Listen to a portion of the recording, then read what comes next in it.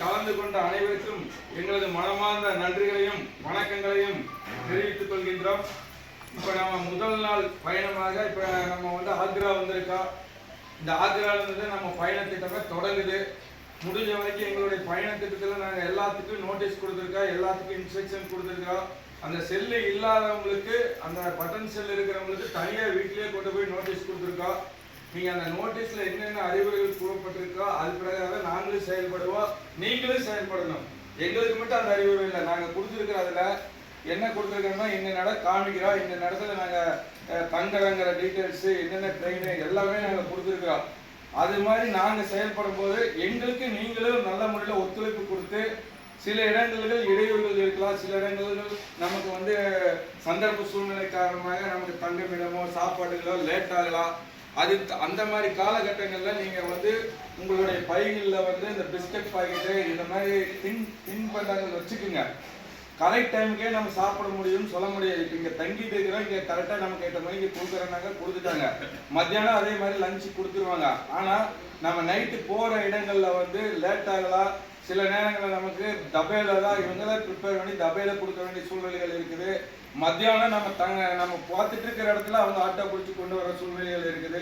இந்த மாதிரி 7 நாள் நமக்கு இந்த மாதிரி ஒரு விஷயங்கள் இருக்குது. இதனால நீங்கள் என்ன பண்ணுறீங்கன்னா, முடிஞ்ச வரைக்கும் உங்களுக்கு பசி ஆகிறவங்க, வயசானவங்க இருக்கிறீங்க, சுகர் பேஷண்ட் இருக்கிறீங்க, நாங்கள் எல்லா விவரமும் அந்த நோட்டீஸில் கொடுத்துருக்கோம்.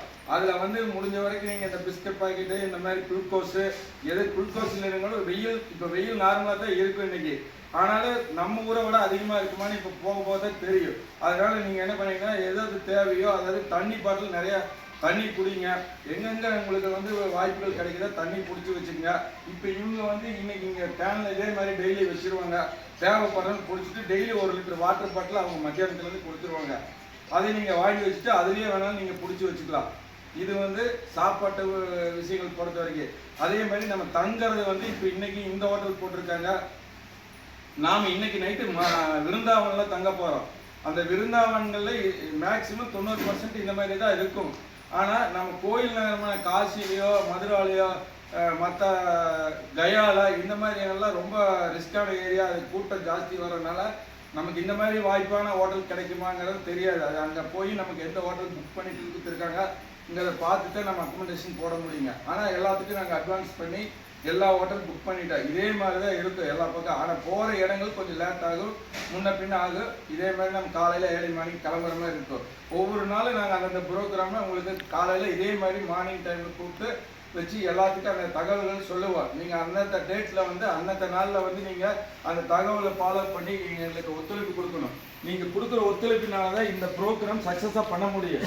நீங்கள் தனிப்பட்ட முறையிலையோ இல்லை ஒரு குழுவாகவோ நாங்கள் அங்கே போகிறாங்க இங்கே போகிறாங்க போயிட்டு வந்தீங்கன்னா இது ஒரு டோட்டல் ட்ராப்ஸாக இருக்க வாய்ப்பு இருக்குது. என்னன்னு கேட்டிங்கன்னா, ஒரு ஆள் இல்லைனாலும் இந்த பஸ்ஸை எடுக்க முடியாது.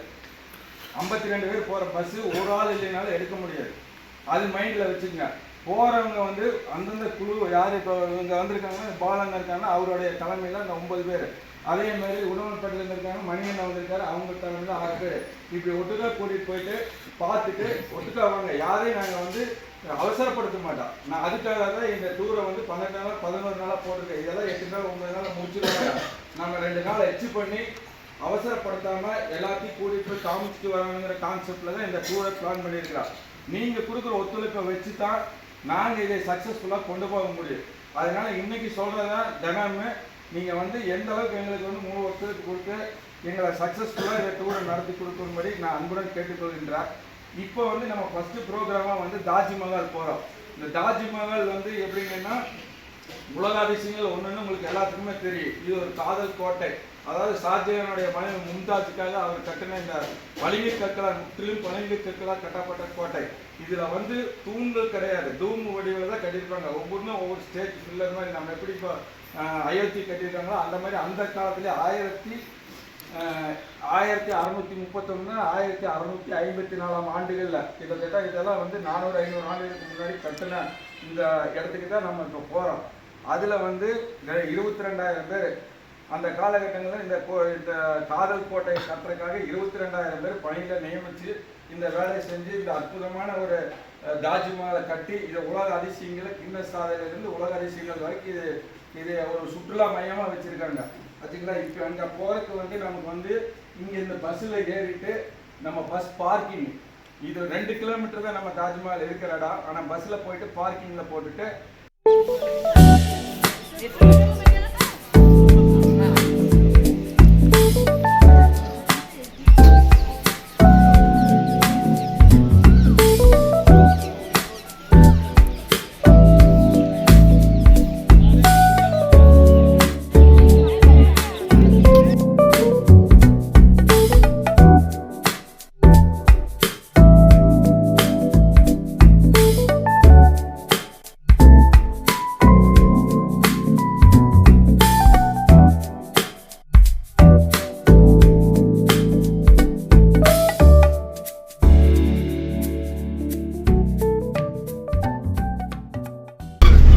ஏன்னா வந்து 60% வந்து ஆர்மி கண்ட்ரோல் இருக்குது.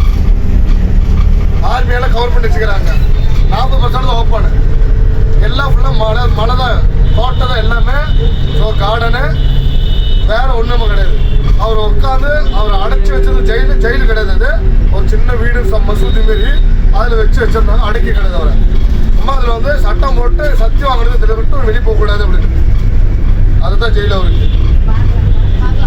பார்க்குற விருப்பப்படி பார்க்கலாம். வெயில் ரொம்ப அதிகம். அது போக வந்து உள்ளார மேலே ஏற்றி தான் போகணும். கொஞ்சம் நடந்து போகணும். மேடு மரத்தில் நடந்து போகணும். தாஜ்மஹால் மாதிரி இறக்க கிடையாது. மேலே ஏறிக்கிட்டே தான் போய் போகணும். செப்பல் போட்டு போகலாம். யாரும் விருப்பப்படுறீங்க வரலாம், விருப்பப்படாதீங்க பஸ்ஸில் உட்காருங்க. 2 மணி நேரம் ஆகும். 2 மணி நேரம் ஆகும்.